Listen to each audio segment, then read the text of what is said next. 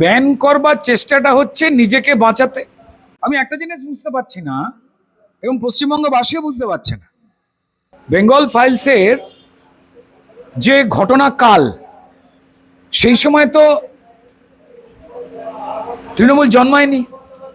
1940-47 এই পিরিয়ডটার সময়তে, দেশভাগের সময়তে মুসলিম লীগ তাদের যে ধরনের কার্যকলাপ ছিল, যে ধরনের অত্যাচার ছিল, গ্রেট ক্যালকাটা কিলিং আমরা সবাই জানি, এবং হোসেন শাহ সুহরাওয়ার্দীর মঞ্চে জ্যোতি বসুর উপস্থিতি, এই বামপন্থীদের যে মুখোশ, তারা যে অবিভক্ত বাংলাকে পূর্ব পাকিস্তান বানাতে চেয়েছিল, এবং যে মুসলিম লীগের অত্যাচার, গ্রেট ক্যালকাটা কিলিং বা 16ই আগস্ট 1946 এই মাটিকে রক্তাক্ত করেছিল, হাজার হাজার নারীকে শারীরিক অত্যাচার, ধর্ষণ, তারপর হত্যা করে শরীরের বিভিন্ন জায়গায় শিক লাগিয়ে মাংসের দোকানে ঝুলিয়ে রেখে দেওয়া হতো, এবং পুরুষদের হিন্দু পরিচয় জেনে জেনে হত্যা করা হতো। এই সুহরাওয়ার্দীর নির্দেশে যে হত্যালীলা চলেছিল মুসলিম লীগের, সেই মঞ্চে উপস্থিত ছিলেন জ্যোতি বসু।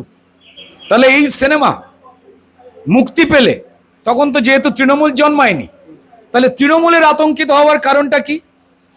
জ্যোতি বসু বা কমিউনিস্ট পার্টির যে পাকিস্তান প্রেম, যে পশ্চিমবঙ্গ জন্ম নেবার বিরোধিতা, সেটা কি উন্মুক্ত হয়ে যাবে বলে? নাহলে তো এই ছবি আটকাবার কোনো কারণ নেই। বাংলাকে যারা, পশ্চিমবাংলাকে যারা ব্যান করে দিয়েছে জীবন জীবিকায়, গণতান্ত্রিক অধিকারে, মানব অধিকার থেকে ব্যান করেছেন, যারা বাঙালির চাল, বাঙালির ডাল, বাঙালির রেশন, বাঙালির কয়লা, বাঙালির চাকরি, বাঙালির আবাস, বাঙালি বাচ্চার মিড ডে মিল যারা ধ্বংস করে এলো এতগুলো বছর ধরে, তারা বলবে বাংলার বাঙালির কথা?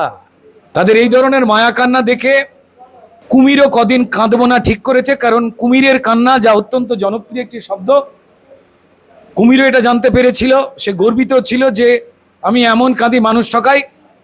কিন্তু তৃণমূলের এই পশ্চিমবঙ্গের বাংলা বাঙালি নিয়ে যা যা শুরু করেছে, বাংলাকে তছনছ করে দেওয়ার পর, তা দেখে, এবং বিভিন্ন ভারতবর্ষের বিভিন্ন জায়গায় যেখানে কুমির আছে, তারা জল থেকে উপরে উঠছে না লজ্জায়।